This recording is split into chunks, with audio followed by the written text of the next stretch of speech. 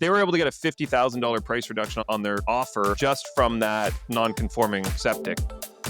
You're listening to the Ottawa Real Estate Podcast, your go-to source for all things Canadian real estate. And now, here are your hosts, Paul Stevenson and David Warren. Hello and welcome back to the Ottawa Real Estate Podcast. My name is Paul Stevenson. I am a Level 2 mortgage agent, and I'm joined, as always, by David Warren, owner and Level 2 mortgage agent at Referral Mortgages. And before we get started, I just want to say thank you to our amazing sponsors, Martini Poirier Avocat Lawyers in Beechwood, Big Insurance in Westboro, and CENTUM. We thank you very much for your support. And thank you, everyone, for listening. David, what's going on? What's new? How are you? I'm good. Before I kind of get into it, I thought I'd plug from the very get-go. I forgot to do it last week's episode, but I have a charity event that I organize coming up this Thursday that everyone that's been listening over the years knows about. I've been organizing now for over 15 years, I think 15 or 16 years. Martini Madness in support of Crohn's and Colitis Canada.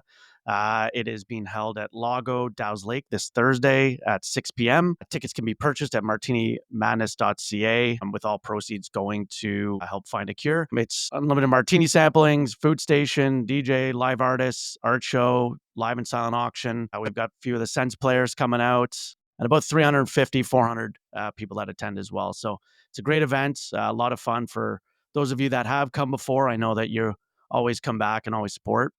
But so hopefully some of you listening can go on and we'll be able to see you there Thursday. I know, That's Paul, you always come out and make sure that your money is well drank. Well eaten, well drank. It's a silent auction. I go for the silent auction. It's I've walked away with some incredible deals, and the fact that it all goes to a good cause is just even better. So yeah, I'm looking forward to it. Always a good time. Yeah, no, it was good.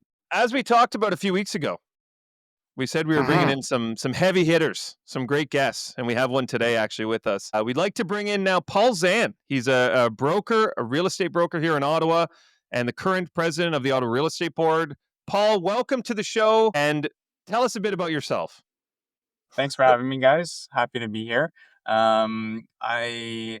Like Paul just mentioned, yes, I am the president of the Ottawa Real Estate Board for 2025. Been in the business for about 7 years, and I've seen the ups and downs. And yeah, I'm happy to be here and fill your listeners in with some good nuggets, hopefully, on the real estate market. That's awesome. I imagine you came in 7 years ago, so licensed probably around 2018 then, I guess. So you kind of saw that kind of uptick a bit, and then kind of a little bit of a drop near the end of 2019, 2020, and then obviously the big boom and over that year and a half, 2 years, and then kind of it falling off. As a realtor going through that cycle, and obviously starting out where it was a little bit of an uptick and then a down and then up again, drastic up. How have you found wading the waters through those kind of cycles over the last 7 years? Yeah, it's this business is always changing. No matter what you do and how you prepare for it, it's always changing and it's always surprising you. So, obviously starting out in the business with a pretty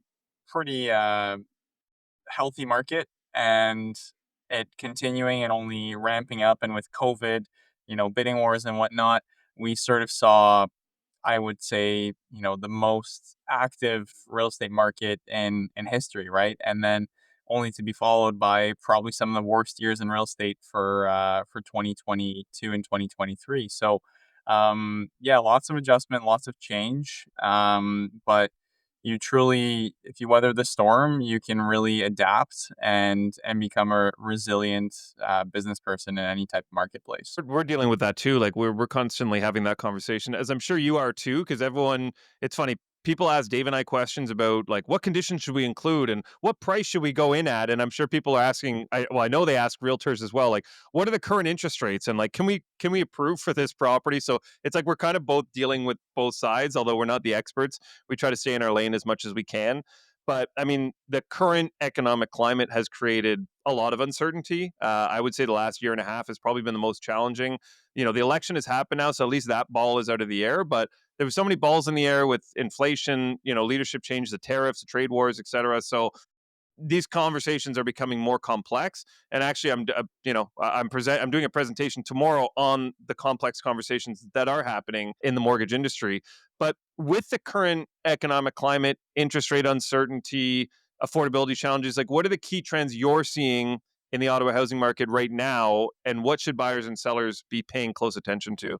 So on a macro level for 2025, we're only down in terms of the number of transactions by about 5% comparing year to date.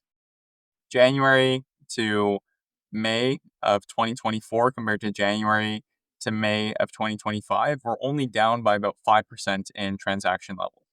Prices are holding steady, so we aren't seeing any price reductions. Some sectors of the market are a little bit slower than others, like the condo market, especially in downtown. But that being said, things are still moving, and buyers and sellers are just having to work together to come to an agreement. And it's very typical to see conditions and agreements, whether that be financing and inspection. And it just makes for a healthy transaction where no one's really sort of rushing into a purchase and making a rash decision on a home. It's, I would say, a more enjoyable experience for both buyers and sellers alike if they choose to employ the right strategies.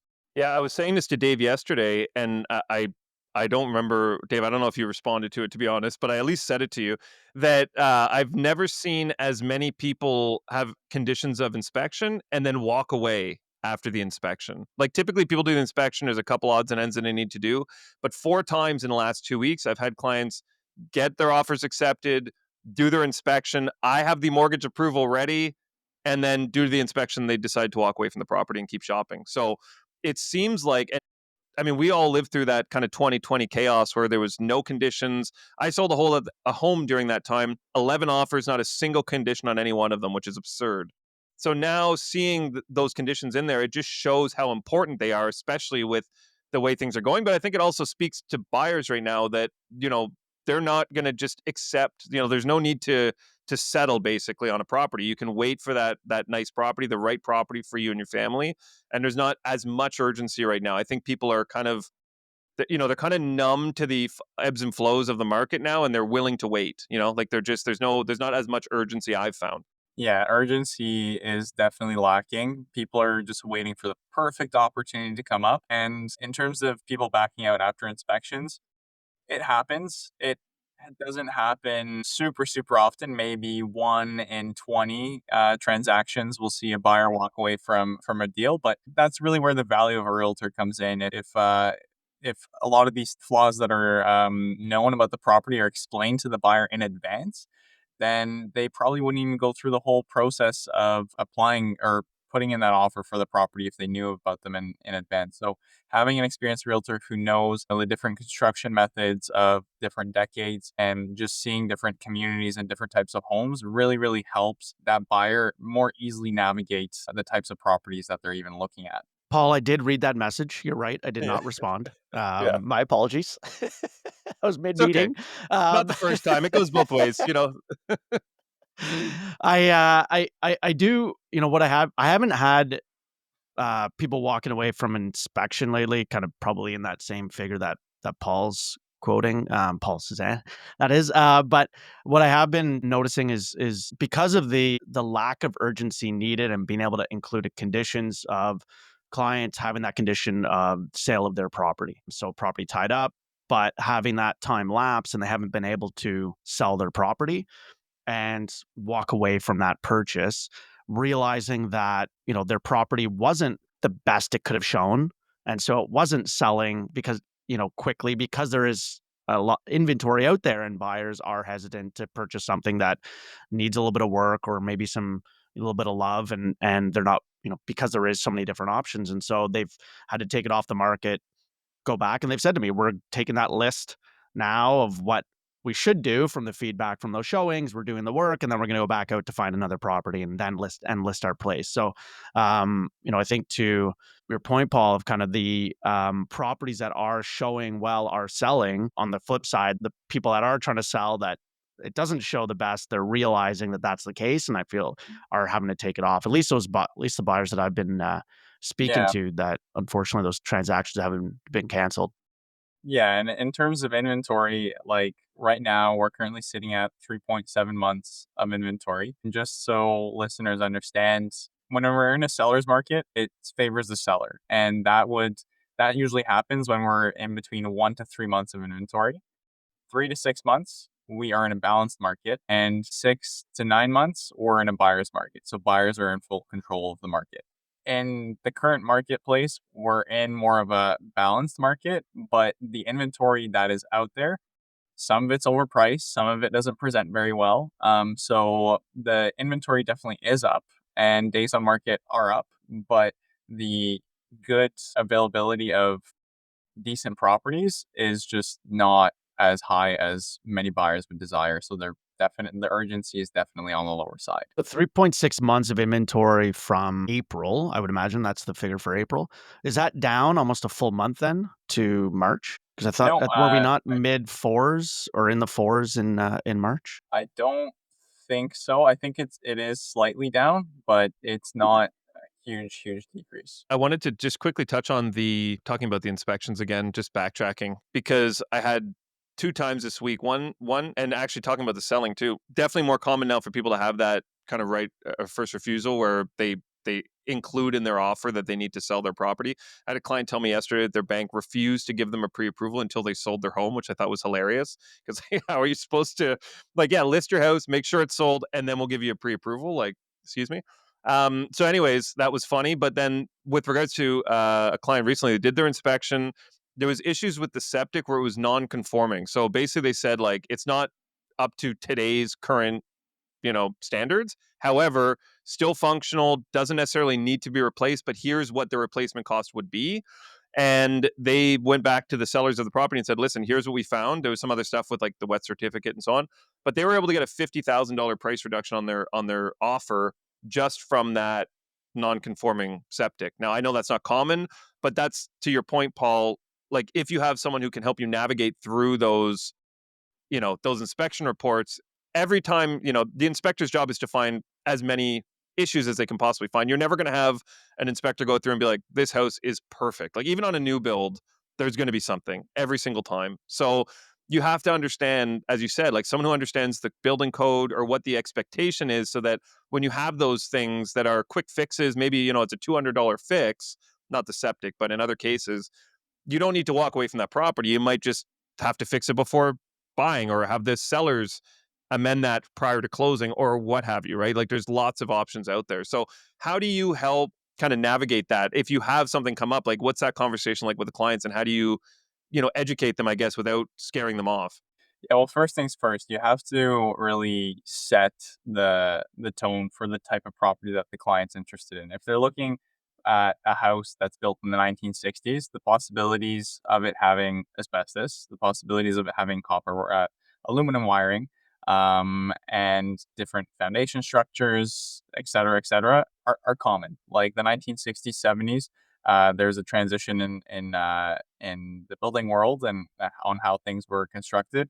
Obviously, things are always changing, but really setting the expectation of, you might find these flaws when you're doing the building inspection is step number one. Then, once you do the actual inspection, making sure that some of the issues that come up, if they are surprises, then that totally opens up the playing field for potential negotiations and things that the seller may be responsible to fix prior to closing. So that can be addressed by the negotiation of those repairs or negotiation towards the purchase price. So those are kind of the two best ways of really dealing with buyers who, have an inspection condition on their property. I think that's such a good point of setting the expectation with a client as you're going through a property for the first time.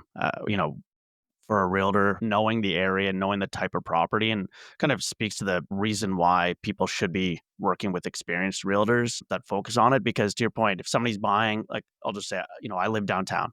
Past couple of my properties have been block foundation and they're damp, they're damp basements, but you go in them, they're all 100-year-old properties. That's commonplace. But if they're not, if the expectation isn't set ahead of time and somebody's going into that basement, they're gonna be like, what the heck's going on? There's like, I could see some little bit of like crack in that Moisture. in that Yeah. block foundation, or or whatever it may be, just from the purging, or a little bit of moisture and get thrown off. But if that expectation is set of, oh well, this is the year that it was built, this is how those foundations are built, it's not poured concrete, then the going through there, it's not, you're not an alarmist and you're not being thrown off as a buyer. You're informed. You can then ask the questions of your home inspector as you're going through it as well. But it's not like, you're seeing dampness and like, oh, the basement's flooding and it's all going under kind of thing, right? I think that's a great point. Are you trying to grow your mortgage business? CENTUM has the tools and support to help you take your business to the next level. Get access to everything from free unlimited custom marketing to daily direct pay. Find out what your business can do with CENTUM. Learn more at joincentum.ca. Are you thinking of buying or selling a residential property? Relationships are at the heart of every real estate transaction. At Galtin Poirier Avocat Lawyers, we love to bring residential buyers, sellers, agents, lenders, mortgage brokers, and the law together to close the deal for you. For an effortless client experience that opens doors, call us at 613-744-4488 or visit our website at galtinpoirierlaw.ca. Let's get to the heart of your deal. Your home is one of your biggest investments, and the team at Big Westboro can help you protect it. Our expert brokers will find the perfect coverage to keep your home and belongings safe. Call 613-239-5792 or visit thebig.ca/Westboro for a free quote. Think big. Protect what matters most. So, Paul, from your perspective, we're in a position now where, like you said, there's a lot of homes listed. Everyone who's listed a home, you would imagine that probably the large majority, I'd say probably 90% plus of those people are buying another property. Like most of them are not downsizing to rent. Some may, but not most. So given that there's all those buyers that have properties listed, as well as a backlog of buyers that have been waiting to get into the market, in your opinion, like what is that catalyst or what's that turning point that is either going to have those people walk away from the market or, inventory, tighten up completely because everyone pulls the trigger? Like what's the floodgate, I guess, it's going to drive buyers away or to the market currently? Yeah, good question. It's a big one. Ultimately, I think over the next few months, potentially even the next few years, we're going to see a fairly stable marketplace. We've seen crazy gains in equity or in prices over the last 5 years, and prices have been holding steady for the last couple of years, and I expect that they will at least do the same with gradual increases year over year potentially. The beginning part of this year was a little bit busier, but then we noticed that with tariffs and election, things sort of slowed down. A lot of people were really focused on the federal government, especially in Ottawa, and what the result of the election is going to be. But ultimately now, as we saw during the election, housing was a priority for any party that was running. The Conservatives had a plan, the Liberals had a plan, NDP had a plan, and they were all very, very focused on housing affordability. So there could be a catalyst from different policy changes that the new government brings about. The reality is that the cost to build homes is not going down. And the only way that we're going to be able to add supply to the marketplace is by having builders add more supply into the ecosystem. And unfortunately, with tariffs and whatnot, that's also a point of uncertainty where builders may not be able to build at the same cost as what they were used to. So there is a lot of uncertainty in the space, and that's why it leads me to believe that just from a supply and demand perspective, we're probably going to be looking at a more stable marketplace for the next little while here. Do you find, Paul, from like a forecasting for the next, couple of years, few years, should rates come down? Most of the major banks are expecting another further 1% to some even as high as a 1.5% drop by the end of 2026 in bank prime, which would put consistently, variable rates in the threes and even in the high twos, and fixed rates in that low to mid threes, which inevitably we saw in COVID a lot of that driving factor was rate driven of what people could qualify for, what they could afford because of those lock in those lower rates. Are you finding that the changes that have happened since those years of kind of crazy market, lots of offers of no conditions. And I know there was a lot of changes done by not just the Ottawa board, but the, overarching industry to help protect buyers.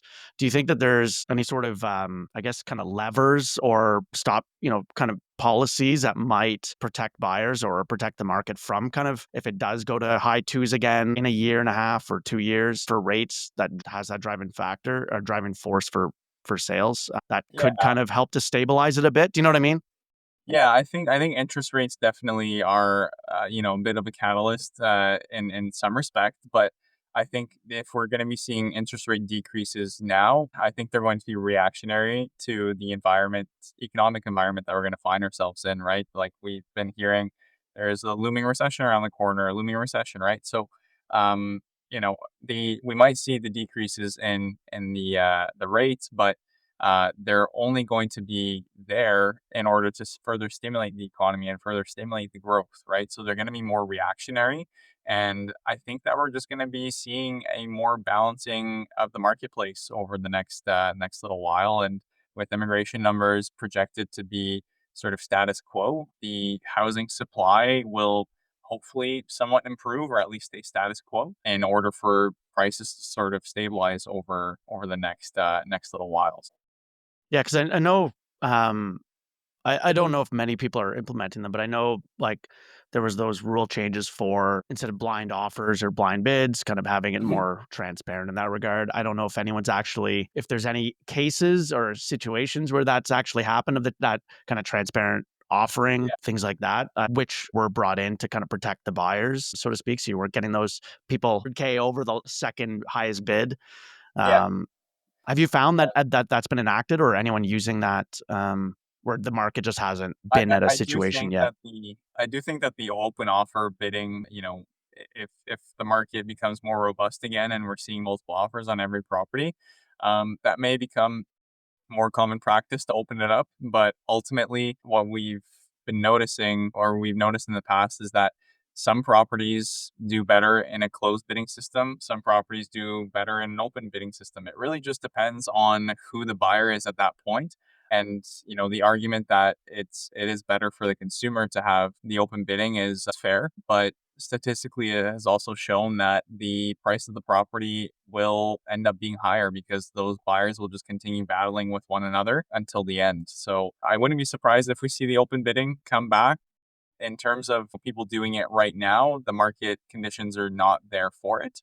Um, but definitely something that could reemerge once we're back in a heated marketplace. Yeah, that's a good point, Paul, because I feel like in any type scenario like that, even whether it's an auction or open pricing where, most people, if it's like, okay, give us your best and final offer, you actually have to sit back and be like, okay, how much are we willing to pay for this? Whereas if it's, okay, well, the other buyers increase their offer by 2,000, be like, okay, well, we're going up 2,000. And then they go up 2,000, and you go up 2,000. So you end up going up 20,000 instead of maybe the 10 you were willing to do up front. So I think that's a really good conversation to have as well. And on that point, like we are seeing a complete kind of polar opposites. We're either seeing properties sit, at least from my chair, we're seeing properties sit for 3-4 months that, as you mentioned, are probably overpriced or maybe not as sought after. And then there's other properties that the day they're listed, 3 days later, they have multiple offers.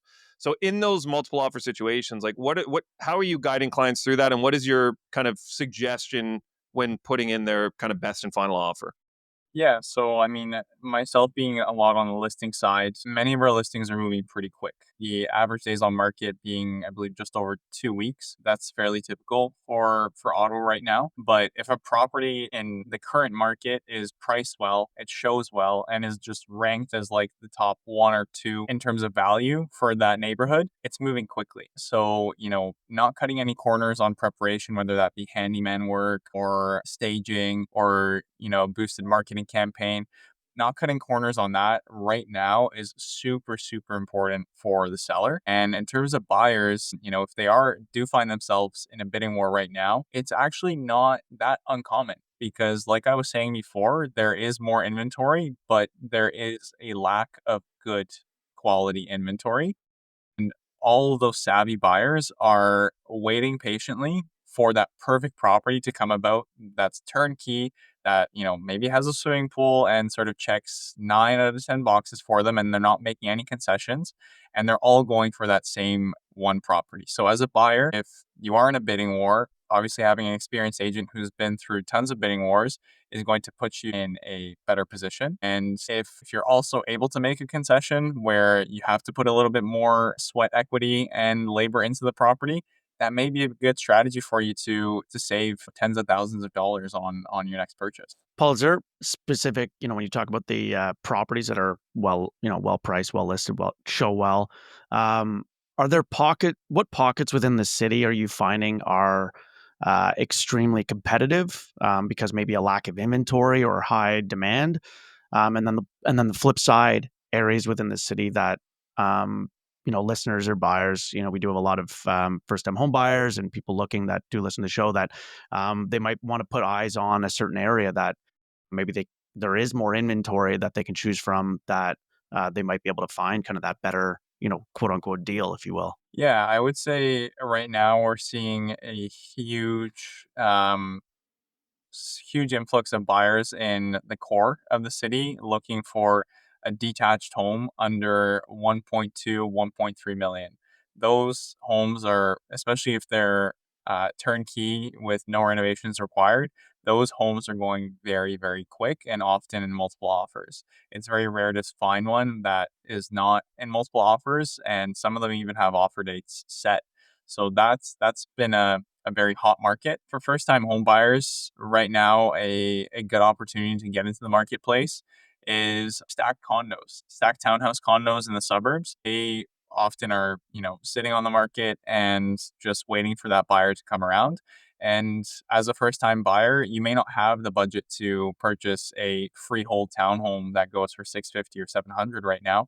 So getting into that stacked townhouse for the mid fours with small condo fees could be a good opportunity for you instead of renting, own the property for a couple of years, and then work your way up the ladder to your next townhome or detached home in the next couple of years. Yeah, I think that's also the mindset that has shifted.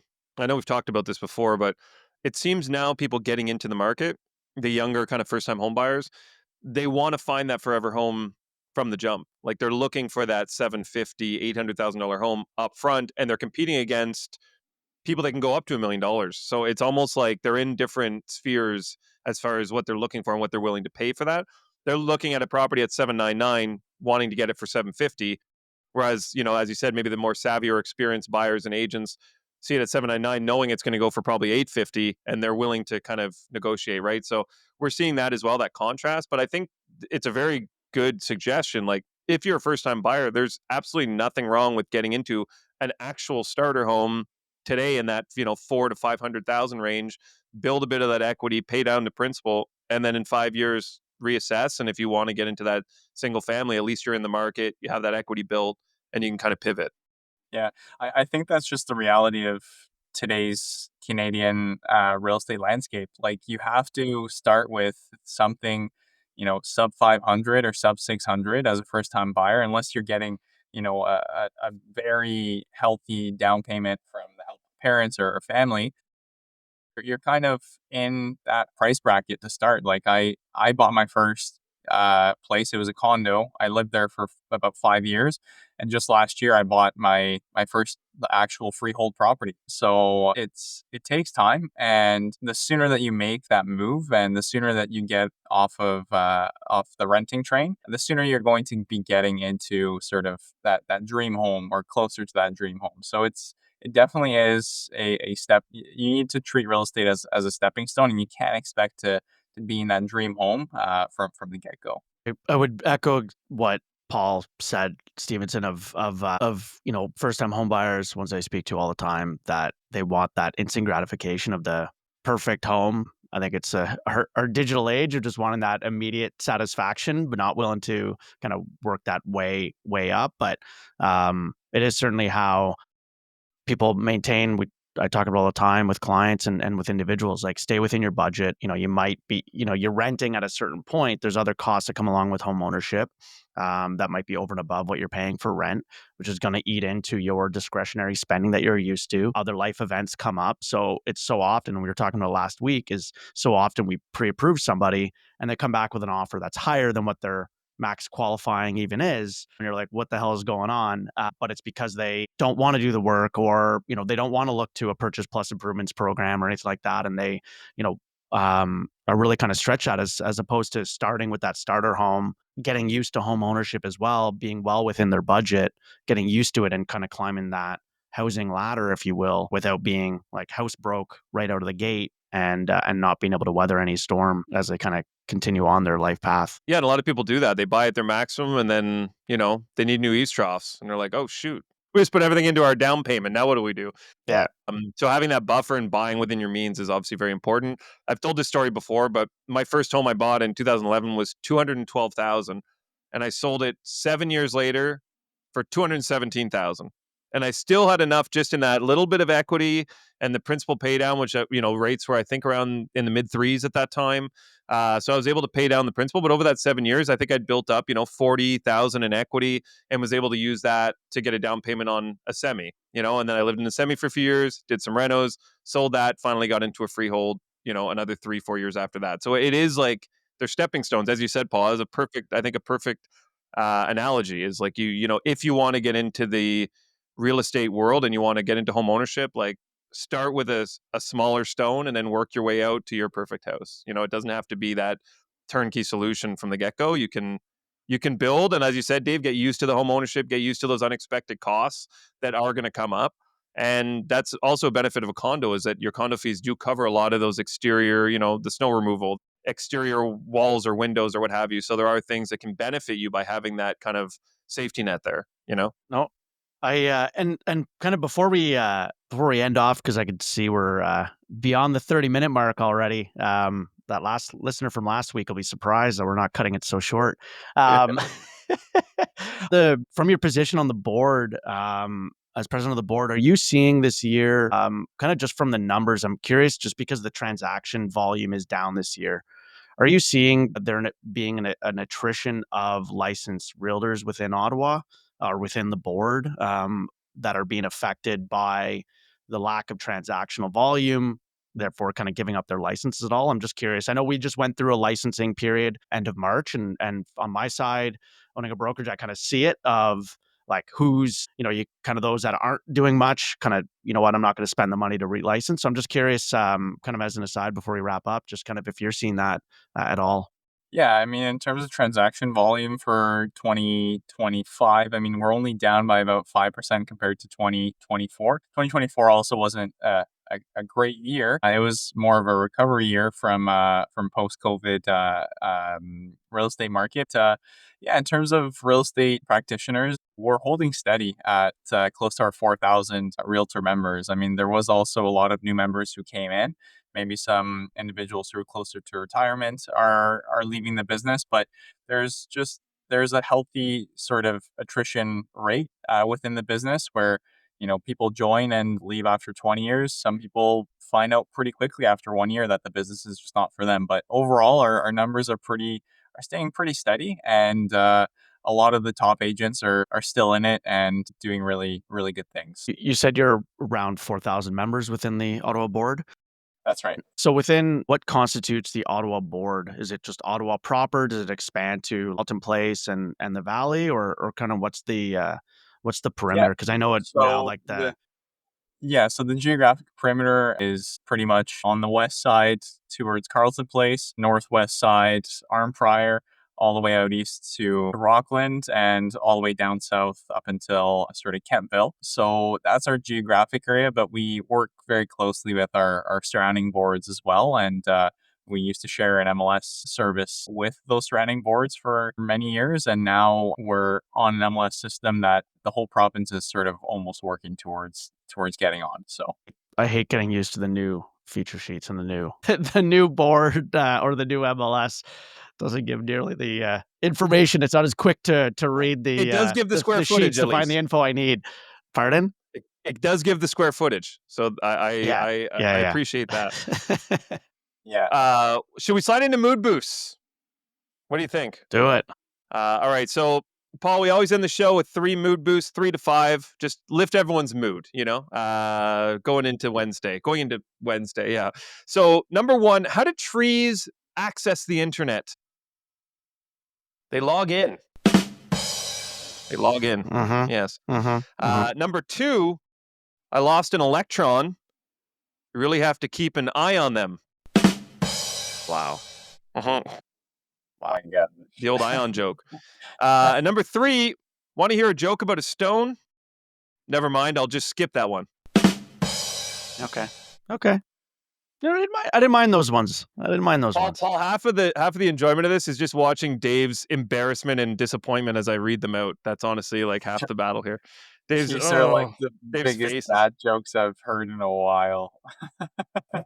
Actually, He's I a actually pro have at it. I actually have a dad joke book that was given to me by my dad. So there you go. It runs deep.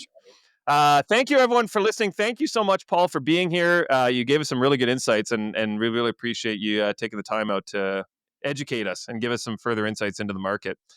Thank you, as always, to our sponsors as well, Gerté Poirier, Avocat Lawyers, Big Insurance in Westboro, and CENTUM. Thank you so much for your support. Thank you for listening. New episodes are released every Wednesday at 10 a.m., and be sure to follow us on all of our socials to get exclusive content and shorts. Thanks so much, guys. Have a great day. Deuces.